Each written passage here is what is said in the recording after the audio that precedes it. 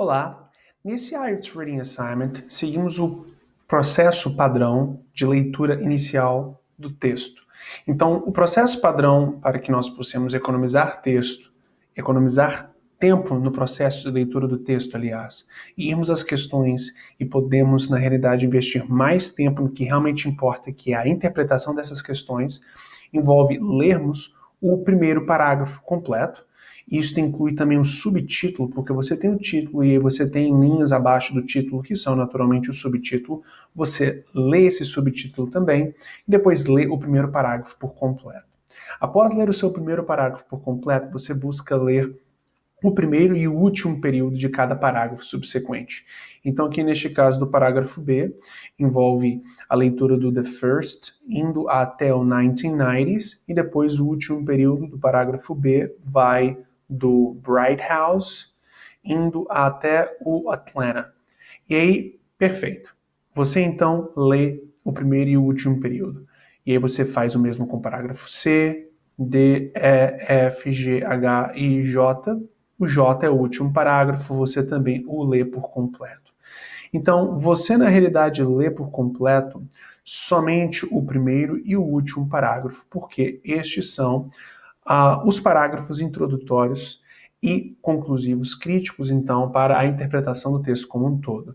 Agora, os parágrafos entre o primeiro e o último são parágrafos que você lê somente o primeiro e o último período, porque o primeiro período é o tópico frasal, ou seja, a introdução e a essência do parágrafo. Aqui você tem a ideia essencial do parágrafo, o tópico essencial do parágrafo sendo introduzido para você. E muito frequentemente você consegue, então, somente através dessa leitura do tópico frasal, compreender o que o texto do parágrafo como um todo fala como de fato o mais importante, não é? Você consegue, lendo através do tópico frasal, compreender o que o parágrafo como um todo está falando, pelo menos de uma forma, de fato, resumida, mas ainda assim clara. E o último período do parágrafo é o momento onde você tem informações importantes para questões de matching, ou seja, de combinação. E este assignment em particular possui, sim, questões de combinação, onde aqui no caso temos que combinar títulos a parágrafos, ou seja, nós temos uma lista de títulos e considerando esta lista, para cada parágrafo temos que dar um título. E nós vamos falar sobre essa dinâmica de questão em breve. Agora, com muita frequência você tem a necessidade, portanto, de ler até o final do parágrafo, porque com muita frequência você tem no último período a informação que define a relação entre os elementos diferentes de uma questão de matching. Agora, nós, considerando que o exame IELTS já possui esse artifício para te fazer ler mais, nós já nos adiantamos e buscamos, na realidade, fazer aqui a leitura do último período. Esta parte aqui, que não foi lida a priori por você para a interpretação, não é ignorada, tudo bem? E eu vou lhe explicar o porquê. Neste processo de leitura que você faz inicial, é importante você não somente ler essas partes que eu aqui destaquei, mas também destacar palavras-chave visualmente. Você então, quando tem um nome próprio, quando você tem alguma abreviação, quando você tem algum ano, quando você tem algum número, informação específica que define com exatidão o teor da informação específica abrangida pelo parágrafo, você destaca visualmente. Então aqui o E, E, G, F, R, F, M, R, I, não é? Você tem aqui então isso como sendo palavra-chave. Nomes, não é, de instituições de pessoas como Gary Zaltman, Harvard University, 1990s. E aqui no último período também você tem o F, I, F, M, R, I, Emory University, Atlanta. Ou seja, palavras-chave, você também tem um Bright House aqui. Então você na realidade destaca palavras-chave, essas informações específicas, nomes, datas, anos, nas partes que você leu para interpretar. Agora, nesta parte aqui, que você pulou porque ela está entre o primeiro e o último período, no caso do parágrafo B, começa aqui do The Idea e vai até o Marketing, não é? Você pode passar rapidamente o seu olho e buscar também destacar por outras palavras-chave, destacar outras palavras-chave, sem necessariamente ler o parágrafo para leitura. Então você tem aqui o Atlanta, Georgia, Bright House, Neurostrategies Group, Coca-Cola, Delta Airlines, Home Depot. Nomes próprios que você destacou e que definitivamente poderão ser úteis no momento em que você vai para as questões, considera as informações que ela pede e depois volta ao texto. Você, com muita frequência, somente por analisar o que está visualmente destacado por você no texto, consegue encontrar rapidamente qualquer parte do texto que abrange a informação que a questão pede e assim, com muito mais rapidez, acha a resposta. E este é o nosso objetivo aqui, não é? 2001, anos, não é? De fato, essas informações específicas você vai destacando, tanto nas partes que você leu para interpretar, quanto para as partes que você não leu para interpretar. Você basicamente somente escaneia os olhos, tudo bem? Perfeito. Então você faz isso em todos os parágrafos, definindo então de forma precisa qual é a abrangência da sua leitura inicial. Depois você vai para as questões, e aí, tendo em vista as questões, você de fato lê os parágrafos inteiros ao retornar ao texto, até achar as respostas. Então perceba que não estamos aqui falando para você ler de uma forma pelas coxas, de uma forma completa. O que nós aqui estamos falando é que você, numa leitura inicial para economizar tempo, lê de uma forma bem direta ao ponto. E somente depois você, ao retornar ao texto, volta e busca ler, de fato, parágrafos inteiros até encontrar as respostas, não é?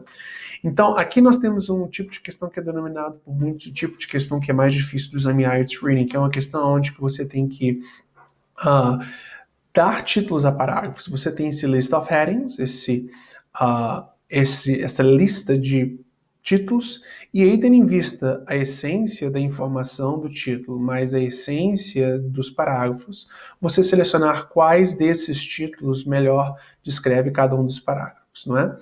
Aqui você tem, então, a necessidade de estar, de fato, bastante atento. E com isto que nós podemos falar aqui, em especial, a sua ação de ler o último período de cada parágrafo te economiza bastante tempo, porque o exame acaba sendo estruturado, os textos, para ter informações críticas que definem o porquê que determinado título é melhor para o determinado parágrafo que estamos analisando. Então, você já se adiantou muito lendo os últimos períodos também. É para esse tipo de questão, que nós denominamos de matching, ou seja, combinação, que você lê o último período de cada parágrafo, tudo bem? Excelente. Então aqui também temos um outro tipo de questão, onde que você tem a necessidade de relacionar opiniões com os nomes aqui das pessoas que deram essas opiniões, não é? Então você, de fato, aqui faz essa relação igualmente. Por isso que foi tão bom você destacar aqui os nomes próprios, tanto nas partes que você leu para interpretação, quanto nas partes que você simplesmente escaneou rapidamente para encontrar palavras-chave, como eu expliquei anteriormente. Porque depois é somente necessário você buscar pelos nomes dessas pessoas e no texto perceber quais são os parágrafos que você os destacou visualmente e rapidamente você encontra os parágrafos que precisam ser analisados para que você possa responder as questões. Mais uma vez, então, economizando bastante tempo, tudo bem? E aqui nós temos também um tipo de questão onde que você tem que completar essas partes incompletas do texto que está resumindo o texto maior que você leu. Então aqui você tem um summary, ou seja, um resumo do texto ou de uma parte do texto da sessão. E você, tendo em vista essas partes em branco, precisa de completá-las. É muito crítico você estar atento, em especial às palavras que vêm antes e depois do texto, não é? Então você tem aqui, por exemplo, surveys e focus groups como sendo palavras-chave que definem a resposta para a questão 11. Então você precisa de retornar ao texto da sessão e buscar pela parte deles que abrange focus groups e surveys para você encontrar a resposta 11.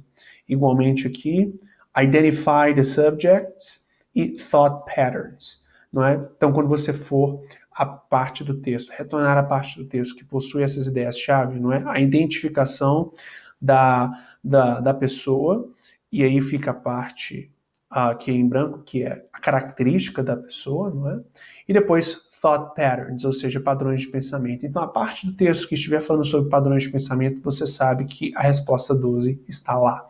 Então, essas palavras que vêm logo antes e depois das áreas em branco a serem completadas por você são, de fato, as mais importantes e são a referência principal para a interpretação e realização dessas questões.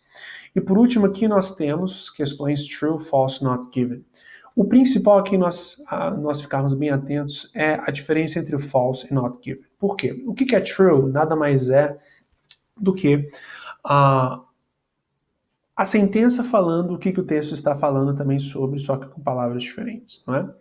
Então, você precisa aqui de, tomando como referência cada uma dessas sentenças, classificá-las como sendo true, false e not given, ou seja, verdadeiro, falso ou não dado, tendo em vista o que o texto da seção fala. Então, se você tem uma sentença que conclui algo que é de acordo com o que o texto fala, é true, algo que não é de acordo é false, e algo que nem ao menos foi abrangido pelo texto é not given. Nós temos aqui, em especial, as pessoas se confundindo quando o assunto é false e not given. Novamente, quando é true, é relativamente fácil, porque simplesmente a sentença está falando algo que o texto fala, só que com palavras diferentes, ou seja, utilizando paráfrases e sinônimos. Agora, aqui, nós temos a necessidade de diferenciar. Por quê? Em especial quando o assunto é not given. Not given acontece em duas circunstâncias. A primeira é quando você tem, na realidade, um texto. Aliás, uma sentença, a questão em si, não é? Falando sobre algo que o texto não fala sobre, isto é a versão mais óbvia do not given, então a sentença abrange um tópico que o texto não abrangeu, então isto é not given. Agora, você tem algo menos óbvio, que as pessoas colocam como falso, mas ainda assim not given, que é quando você, na realidade, tem uma sentença abrangendo o tópico que o texto abrange, chegando a uma conclusão que o texto não chegou, mas também o texto não negando. Então, quando a sentença ela chega a uma conclusão que o texto não chegou, mas também o texto não nega, isto é not given. Porque o que é falso ocorre em somente duas circunstâncias. Falso acontece ou quando o texto explicitamente nega o que a sentença fala, ou quando o texto fala o contrário, ele fala o oposto do que a sentença fala. Então, eu gosto de dar os exemplos de carro. Por exemplo, se você tem o texto falando que o carro é vermelho e a sentença fala que o carro não é vermelho, você tem o texto falando o oposto da sentença. Portanto, você tem a sentença sendo falsa. Agora, se você diz, por exemplo, você vê no texto, o texto falando o carro é azul, e a sentença aqui na questão fala que o carro é vermelho, o texto não está negando que o carro é azul, mas está dizendo que é o oposto, não é? Então, também é falso. Essas são as duas circunstâncias do false. Então, voltando àquela análise inicial do not given. Quando você tem uma sentença abrangendo um tópico que é abrangido pelo texto, chegando a uma conclusão que o texto não chegou, mas também o texto não nega, isto é not given. E a maior parte das pessoas coloca isso como false. E definitivamente isso não é bom para nós, não é? Então, muita atenção nessa diferenciação, em especial entre false e not given. Uma boa prática.